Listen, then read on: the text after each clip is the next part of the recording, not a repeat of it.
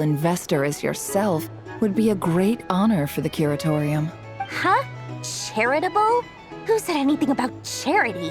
First time hearing about it. Let's see. The first plot of land you purchased in Nodcry, your desert interests. Stop! What do you think you're doing? Exposing my investment history! It's nothing to hide from. They're all perfectly legitimate investments. And some of the land you purchased was with the intent of building a sanctuary? Yes, I heard about that too. How did you... You're a curious case, Lord Sangamabe. You don't like people finding out about your good deeds, do you? But I'm afraid no matter how hard you try to keep things under wraps, where there's a will, there's a way. You did it for Sumeru, didn't you? It was empty land that was gonna go to waste otherwise. I figured if I built something there, it might at least get some use in an emergency. Disasters are capricious things. They strike without any warning. I've lost family to a disaster before, and I don't want to lose any friends or business partners if I can help it. My elder sister used to dream of finding a sanctuary. Somewhere with plenty of food, water, and medicine. Where everyone could live happy lives. It was something I looked into, but after discussing things with the Dendro Archon, I decided on a more effective strategy. The tech people handled the tech, and Moneybags provided the Mora. It just made the most sense. It's a pity that so few people know the truth about you. Everyone says that you view everything in terms of Mora, and all you care about is growing your own wealth. So, what's the problem with that? Everyone wants to be rich, it's human nature. So yes, I love Mora, and it's nothing to be ashamed of. But surely you have dreams of your own beyond just making Mora. You don't get it, do you? My dream is to invest in other people's dreams. And, make a nice little slice for myself along the way. Just thinking about it makes me happy. That sweet, sweet sound of Mora. Thank you. For the device? And the pendant. Oh, that. I was just returning a favor. Don't worry about it. Seems like we've both been away from home for a very long time. Yeah. So long that I barely remember what my family even looked like. That would be your mother, father, and sister? Yeah, though it's been years since my sister passed away. It's not like I want to forget them, obviously, but memory can be even more ruthless than the most calculating business person. Beyond a certain point, if something isn't helping you, it just gets rid of it. My sister can't help me now. Slowly but surely, her face is fading from my mind's eye. It's become a vague impression. Not everything will fade. When loved ones pass away, the beautiful memories are the ones that last the longest. Yeah, that's true. If you ask me, that's the one silver lining in all of it. Well, that, plus, I'm sure that life is much better now than it was back then. Oh, absolutely. I have tons of Mora, a big beautiful house, business is booming, and I'm as happy as can be. You've got a lot going for you too. Boss of the Curatorium of Secrets? I'm sure there's plenty of Mora to be made in that line of work. I appreciate the vote of confidence.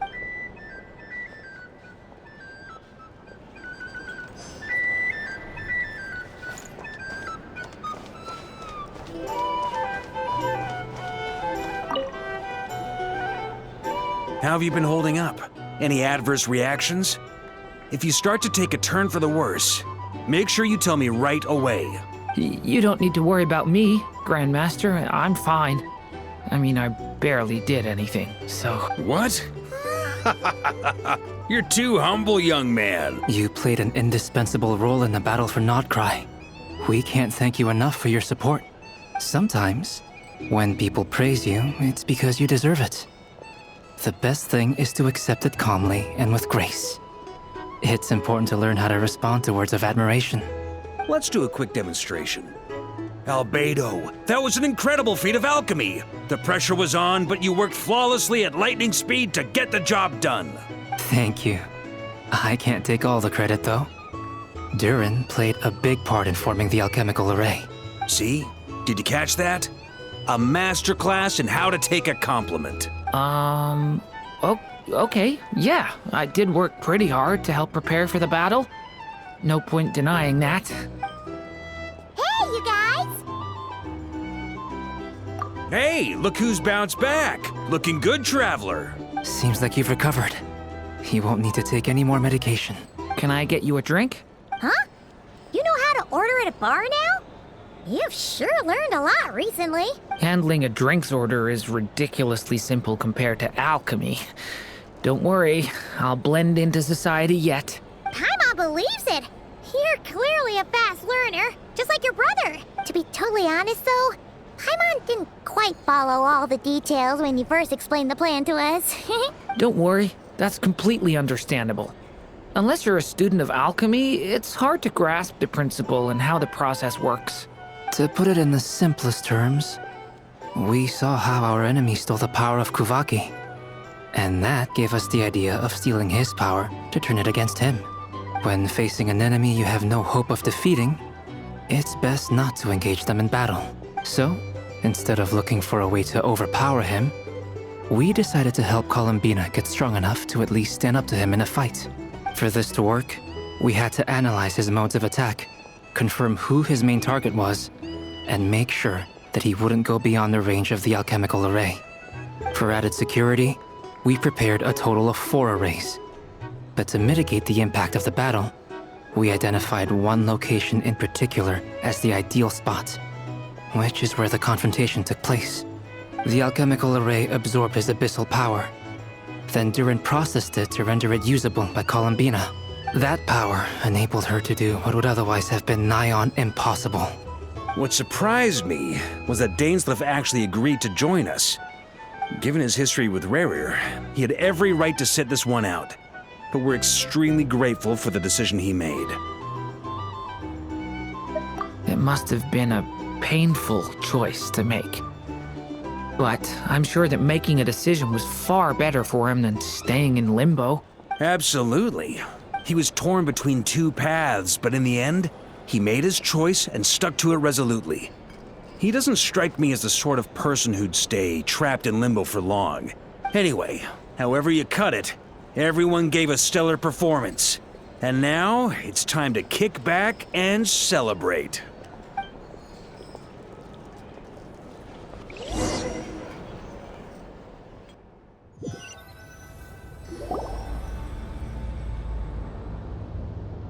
That's the only reason you're here. Yes. I've thought a lot about it. And I've realized that you, me, and Arlecchino should be friends. I think this is very important. So I felt I had to come and tell you. Well, this is a new one. I'm so moved. I can't even hold my teacup. If that's all, you can leave now. Do you not want to be friends with me? Or is it that you prefer being co-workers? What is this, Columbina? Are you deliberately testing my patience threshold? Right now, my politeness module is active. But if you say another word, I swear I'll shut it down. If your politeness module was active, wouldn't you say the word please at some point? Polonia, please see Lady Columbina to the door. Will you still invite me to your next tea party? What? Yes, I think you will.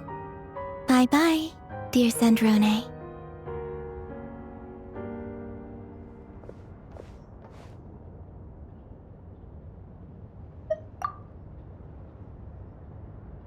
Last time, the Wild Hunt escorted you out.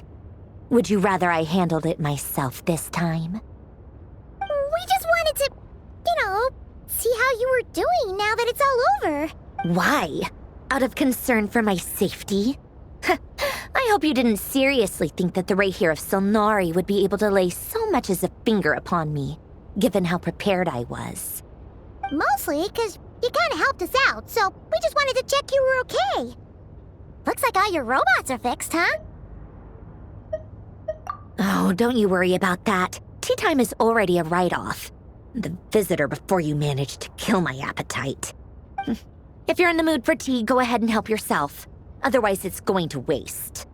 My coasters are still missing in action, though. Use this notebook instead. Whoa! Pretty hefty notebook. Look at all those calculations. You can ignore those. They're just dumb scribblings. I doodle and write in my free time. Sometimes I remember the distant, dreamlike past. Sometimes I imagine the far-flung future. And other times, I grit my teeth and note down all the crazy nonsense going on in the present. Some people do the crosswords in the newspaper. This is my equivalent of that. Trying to predict the future is like daydreaming. And writing about the present just makes me furious. The past is my favorite. If nothing else, it's already set in stone, so I don't have to rack my brains trying to figure it all out. Huh. Although, having said that, the only vaguely interesting memory in my past is probably that guy they call Lord Artificer. Who else? Pretty much all the mecha in Fontaine are his personal handiwork. Wait, are you saying you know him? Like, personally? As a friend?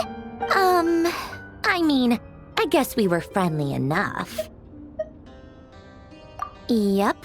In fact, I'm probably the only normal person left who knew him at all. We used to chat occasionally back when he was still around. Before he passed away, he asked me to destroy all his manuscripts. I honored his request, but I did read through everything first before destroying them. I mean, I couldn't let the genius of Lord Artificer Alain Guillotin disappear like that. Would have been such a waste. So, that's where the formulas in your notebook are from? I just told you, those are my equivalent of crossword puzzles. They're just dumb formulas that I solve for fun when I'm bored. Alain's work was like epic poetry. The formulas in my notebook are just silly little riddles in comparison. Not that there's anything bad about them. I mean, at least, solving those riddles isn't going to hurt anyone. Except me, 'cause I lose a few brain cells in the process. Anyway, while we're on the topic, I might as well tell you about what happened to him and his friends. Alain Guillotin had two close buddies, Renee and Jacob. They spent their childhood years together in the Narzissenkreuz Institute. They were all quite competitive, so there was some rivalry between them, but it was a friendly rivalry. But beneath the friendship and the rivalry ran something deeper, a sense of nostalgia for the past. Unfortunately, childhood would end, the prophecy would come true, the apocalypse would arrive, and the future would never be. A mad dream that would normally only capture the minds of lunatics began to take root in their hearts. A dream of saving the world. And if Renee and Alain had been people of lesser wits, that dream would probably have ended up as something for them to joke about in their older years. But alas, they were some of the sharpest minds around. They nurtured that dream with the full power of their intellect, and it grew into something that ate away at their souls. The first of them to fall under its spell was Renee. Against Alain's wishes, he persisted in experimenting on a mutual friend of theirs to try and save their life. Alain did not approve and parted ways with Renee. It's complicated. Alain wanted to believe that Renee only did what he did for the sake of their friendship. But when he told me about what happened, I could tell he still had some suspicions about Renee's motives. Perhaps the seed that would grow into a nightmare had already sprouted in Renee's mind. Even then, the next time they met, Renee's soul had been completely engulfed by the dream of salvation. His futile attempt to change the tide of fate only resulted in a wave that swallowed up the world, even before the apocalypse came. And although that wave died down eventually, I hear that it just recently came back with a vengeance. As I understand, Renee wanted to live out his dream of salvation once more. But I'm told that the attempted resurgence finally died out for good. At long last, Renee awoke from his deluded dream. Though of course by then it was far too late. What do you think of Renee? Do you admire his transcendent genius? His view that any price was worth paying to achieve the lofty goal of saving the world? Or do you despise him? Dismiss him as an evil madman who wrought havoc on the lives of everyone around him as he pursued his delusional dream? Say same difference, really. Just a matter of perspective. Doesn't surprise me. You share one thing in common, after all. You both want to be the savior. The only difference is, your dream came true, and his... well, he wasn't the one who made it come true. I don't like fanatics who give up their whole lives for their ideology. Nor do I like fools who let their delusions take control. Maybe I could understand if Renee had just been an ordinary person. But he had a sage-like intellect. And still managed to get himself lost in the labyrinth of his own desires. Anyway, that's enough about Renee. Now, moving on to Alain Guillotin, the Lord Artificer. He managed to put a stop to the first storm whipped up by Renee. But after that, Alain lost his friends and family. To his credit, I suppose, the loss of his family and friends was purely a tragic accident. It's not like Alain sacrificed them for his cause or anything. After that, the only thing supporting his work was the same dream that had dragged his closest friend down to the abyss. But although the desire to save Fontaine drove him to found the Fontaine Research Institute, Alain continued to reject any form of transcendental knowledge or power. He was suspicious and fearful of it, having seen the way it had affected his closest friend. I think that formulas and machines derived solely from human intellect were the only thing that gave him a sense of spiritual comfort. Yet Alain's intellect was simply too great. It barely left him space to breathe in his lifetime. Once he realized that the end of his life was approaching, he finally accepted the truth. The Nazissenkreuz Institute needed someone, and a human being, to see its story through to the end. He quit working on his formulas, trading them in for the fairy tales that had played such a formative role in his childhood, but which he barely touched in his adult life. He told me that the director of the Nazissenkreuz Institute used to read those fairy tales to the children as bedtime stories. Apparently, they worked wonders at sending kids off to sleep. I think that all he wanted at that time in his life was to be able to sleep deeply without being plagued by depression. By that point, nothing else really mattered. At the very end, he laid down to rest in the ruins of the former Nazissenkreuz Institute orphanage, while the Fontaine Research Institute he had founded continued tirelessly with its work. Many years after that, tensions over competing dreams would once again cause a rift, this time between members of the Fontaine Research Institute. But the actions of those fools had nothing at all to do with Alain. And that is the story of two people from the Nazissenkreuz Institute who both wanted to save the world. One went all in on his fantasy of salvation without ever looking back, and ended up calmly sinking to the bottom of the deepest sea.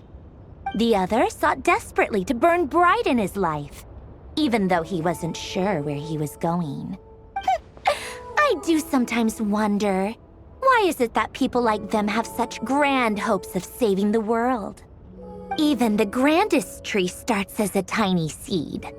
So perhaps, for each of them, their mission to save the world began with a very simple desire: to save themselves. They were young children with friends and family who mattered to them, desires to explore the meaning of life, ambitions to have a successful career. They didn't want to see all of that taken away in one fell swoop.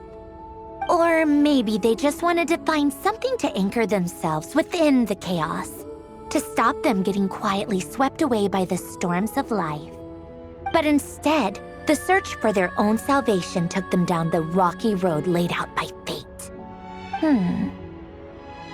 Do you think the desire to save oneself is enough of a justification to try and save the world?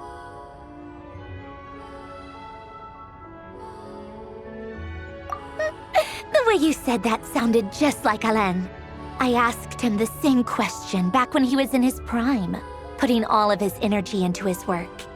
He gave the exact same answer as you did.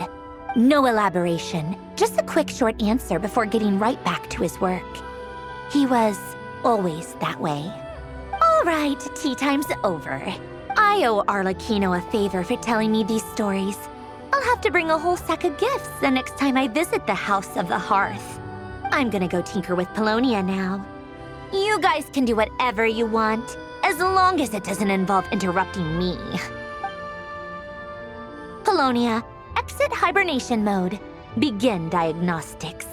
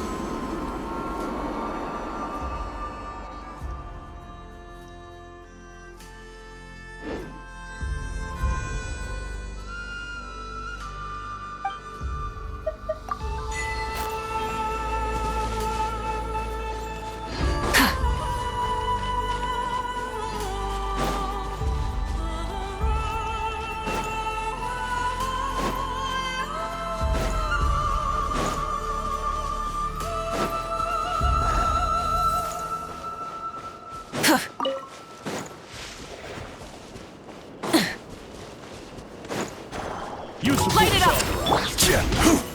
Stabilize! Illusion shattered! Shower me with praise! Resistance is futile!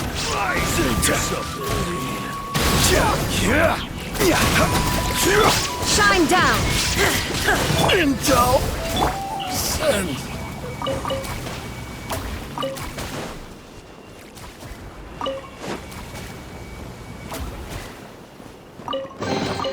One man's stone is another man's gem.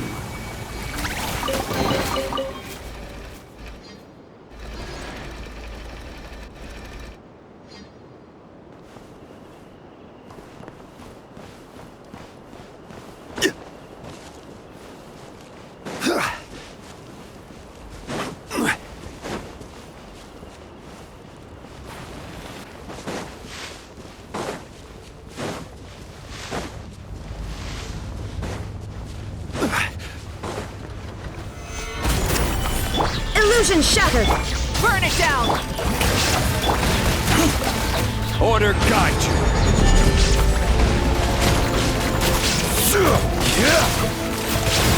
Solidify!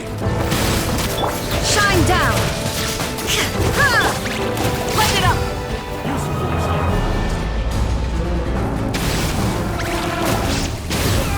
Couldn't! Stabilize! Yoo-hoo! Resistance is futile! Burn it down! Save yourself! Intel! Send!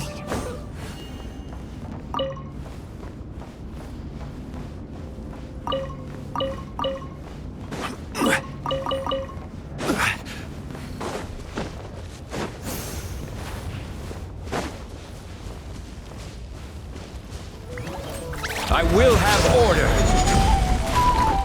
Gather! There is no escape!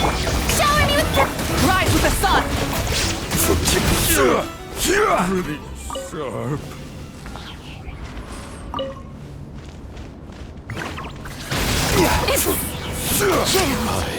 Surrender.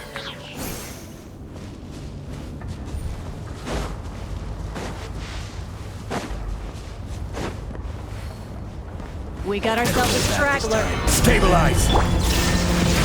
Light it up! strike a pop!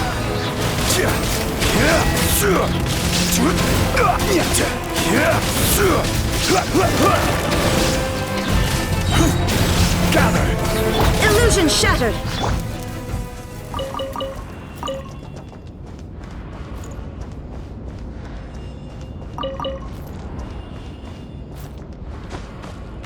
Hip.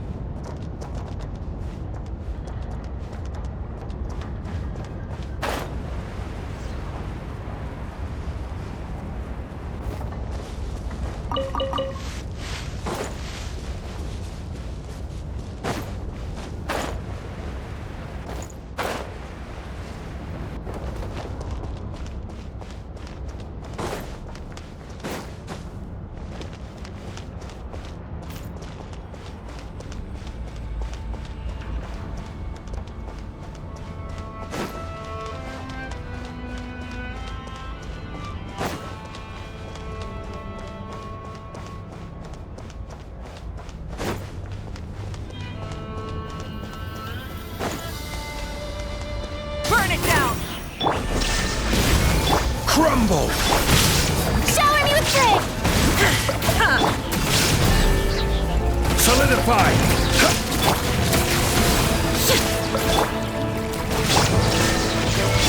Rise with the sun!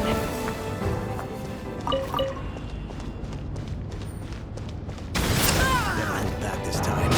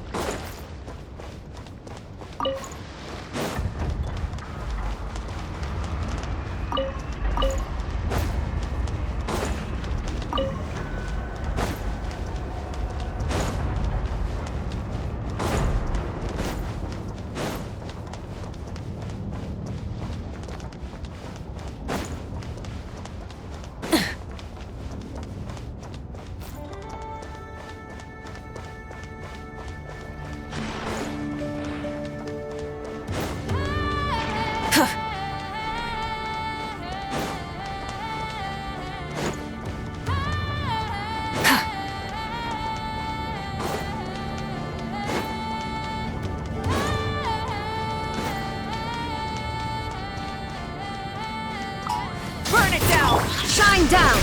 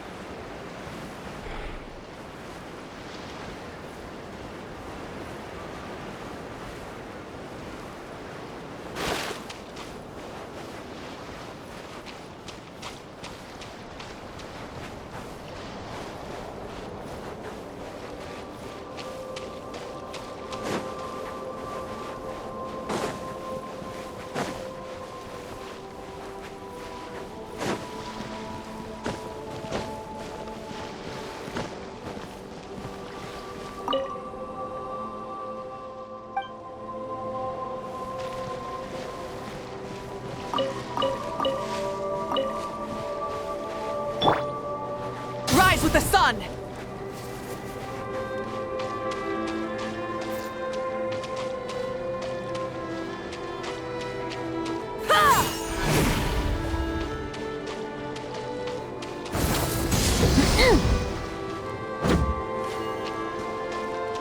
Light it up!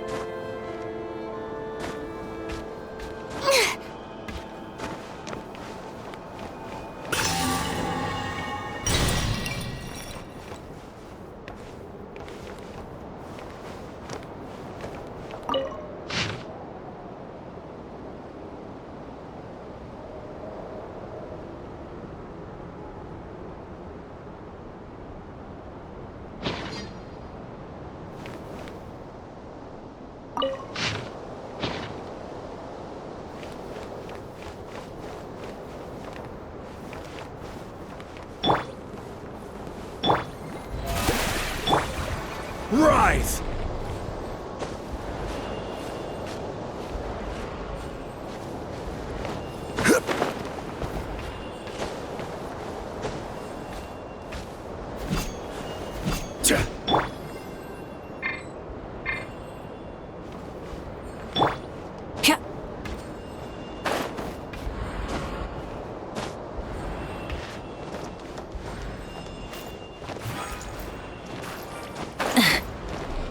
rise with the sun!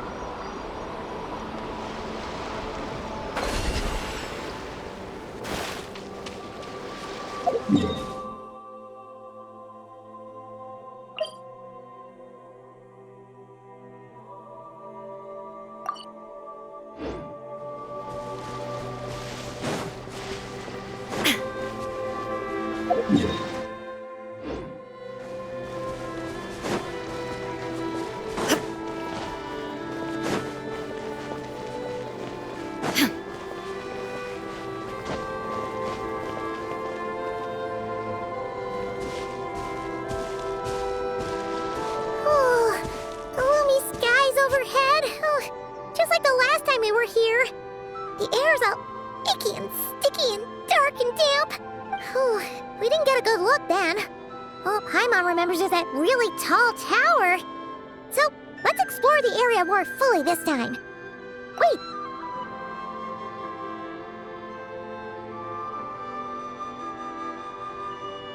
Ah, good day, you two. Assuming I don't have the time wrong. Phew! Well, it's good to see a familiar face. Especially in this darkness. Oof! It really gives you the heebie-jeebies! You needn't worry. This is my humble abode, and the tomb of the Lightkeepers.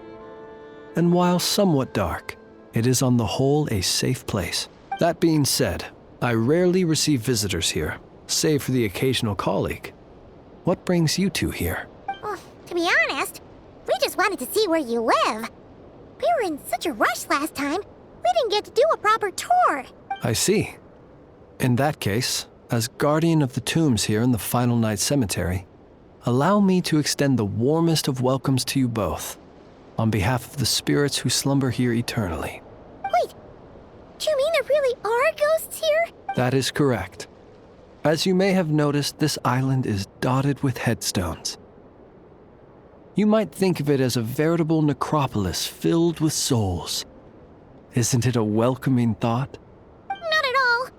If anything, this place just got scarier. Ah, apologies. It was meant merely as a gesture of the hospitality that you deserve as guests. We don't receive many visitors here, after all. But I suppose it is a tall order to expect people to suppress their fear of ghosts. Even so, I do hope your visit shall be a pleasant one. The spirits on this isle, while somewhat old-fashioned and hardly gregarious, are an unassuming crowd who keep to themselves. I have found they make perfectly decent neighbors. If you still have misgivings, I can only suggest that you avoid staying outside where possible. The ghosts do not tend to set foot indoors very often, although that might render your sightseeing experience a little less riveting. Let me think. Most of the camps on this isle have been removed, and only the lighthouse remains, symbolizing the many battles the Lightkeepers have fought against the Wild Hunt. In that regard, it has quite a bit of historical value, and is thus well worth seeing. Yeah, that was the first thing we saw when we arrived. So, it's a lighthouse, huh? What happened to the light? Years of disrepair and a shortage of fuel, I'm afraid. As this island became abandoned, maintaining the lighthouse became increasingly difficult. Besides, even if we were to rally sufficient manpower to repair it, it would serve little purpose these days. In the past, it guided people on their way to and from the island. But all those people now lie beneath our feet in eternal rest. Well, that is perhaps not entirely accurate. They do sometimes come running out, speaking once familiar utterances into the void. In which case, since you are not used to the darkness that shrouds this island, you could consider restoring the lighthouse to illuminate your way. I too know well the comfort that a distant ray of light can bring on those lone journeys through the cold night. Speaking as a lightkeeper, we no longer need the building all that much, and I am under no official obligation to maintain it. And personally, I am more partial to the night than the day, so I find myself quite comfortable here in the dark. Besides, I have a lantern of my own. I would rather tend to that than rely on a more distant warmth. As such, you should have no issues using it, so long as it helps you. I believe there should still be some backup fuel for the lighthouse stored in an old tent to the north. That should be enough to serve your present needs. And if you should need to find me, I will be in an underground basement on the north side. That's where I will be sorting through my reports. I will meet up with you once I have completed my urgent tasks.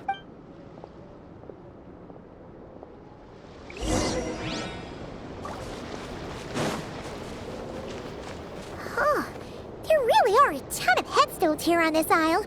And they're all so old you can't make out the words on them at all.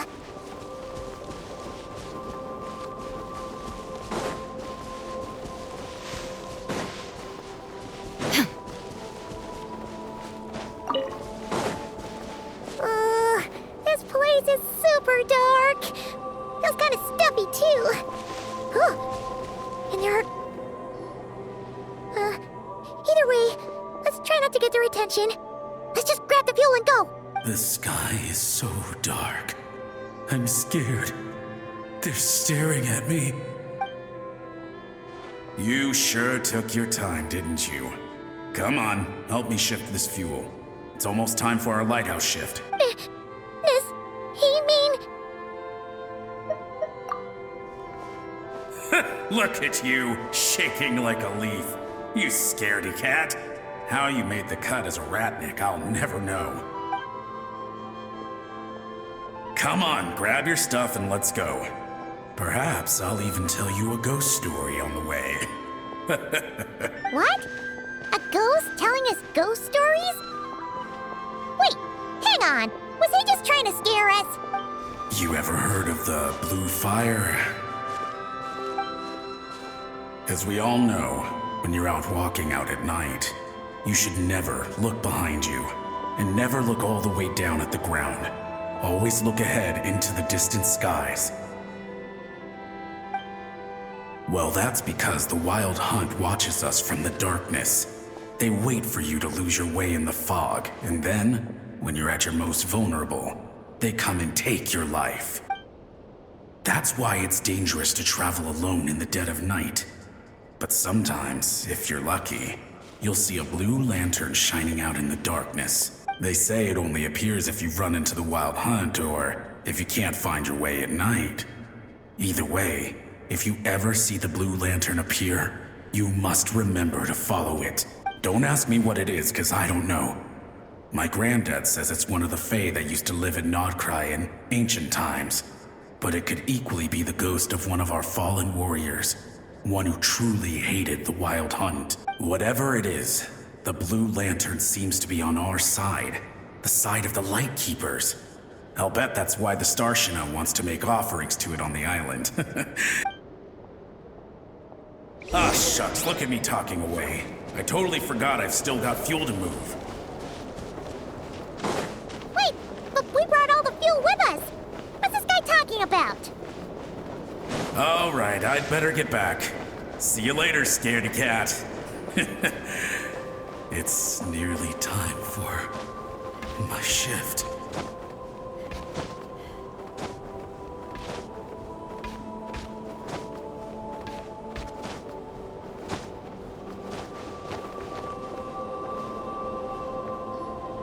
Oh, finally, we're here.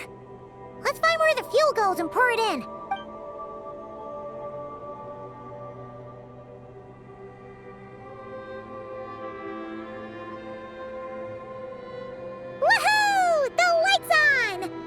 should make things way easier. Now we can keep exploring.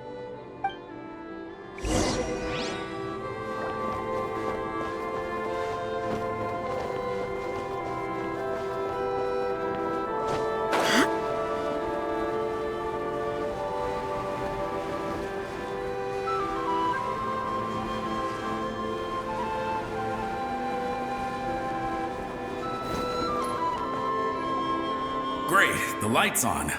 Guess I won't have to worry about moving fuel anymore. Hey!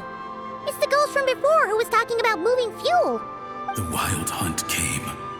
It passed through all the graves. The fog clung to our ears, stuck to our mouths. We couldn't see or hear each other. What's he talking about? Has the wild hunt really showed up? Paimon didn't see it at all. To the lighthouse! To the lighthouse! We've got to get a signal to the units outside before they reach us. Don't just stand there gaping. Pull yourself together. Every second we hesitate could mean another dead comrade. Have you forgotten how to send signals? Come on! I've told you before, a lightkeeper always has to be prepared. We're all gonna die. They'll strip the bones from our spines. Something's off. All the ghosts are coming this way. We too shall cry tears of blood. The wild hunt is here! We've got to think of something quick! Okay, we'll try and stall them at the base of the lighthouse while you head up to the top. Up to the top. Signal. If you've forgotten how to send signals, check the handbook. We nailed it to the tower for moments just like this. Do not fear. Do not fear. Don't leave our bodies to the wild hunt. I beg of you. That is no way to die. Death. Wild hunt. Oh, the ghosts have surrounded the tower. Should we do what they're asking? Sounds like they need us to head up, find the handbook, and use the lamp to send a signal out. Lighthouse.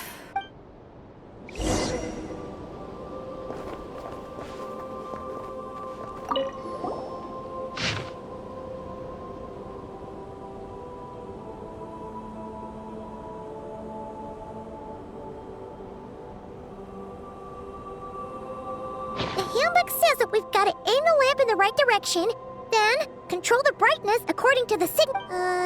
There are 5 signals.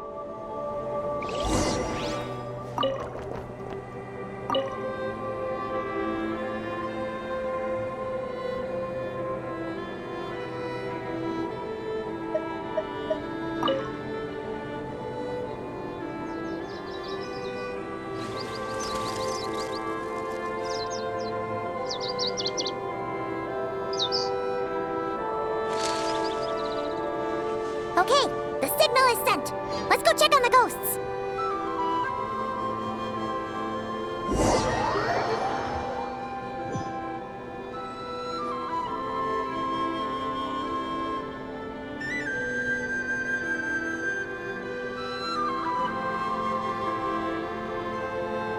What happened here? Ran into a spot of bother? A whole host of ghosts surrounded the lighthouse. I sent them away to prevent them from blocking the area, and when they saw the lighthouse flashing, they departed. Oh, it was pretty scary.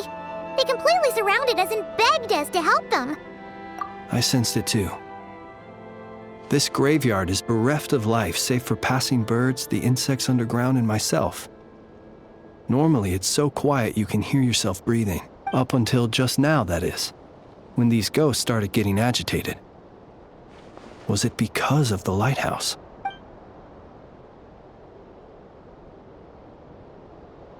They asked you to send a signal out. How peculiar. In my experience, they have never coerced or harmed anyone in any way. This can only mean that lighting the lighthouse has somehow caused a change in them. I must say, this is quite out of the ordinary. The ghosts here tend to stick to fixed areas and repeat words and phrases that meant something to them in life. But now, all eyes are on the lighthouse. They have a rather indistinct appearance, but when they fix their yearning strongly on a specific place, I can sense where their cold attention is directed. Consider it a natural talent of mine. As to the cause of this behavior, I do have a theory. Ghosts are the echoes of living souls, a portion of their thoughts and memories that, for certain reasons, fails to enter the ley lines at the moment of their death, and thus they linger on the surface. The ghosts in question were lightkeepers in life, and as such, I believe the lighthouse is deeply embedded in their memories, something they are instinctually drawn to. Relighting it must have stirred something in their memories, causing them to depart from their usual behavior. You might not be aware of this lighthouse's past, but it once served a great many functions, from guiding passing merchants and lightkeeper fleets to reporting on the Wild Hunt's activity in the surrounding area. In the days before this was a graveyard, its light was never once extinguished.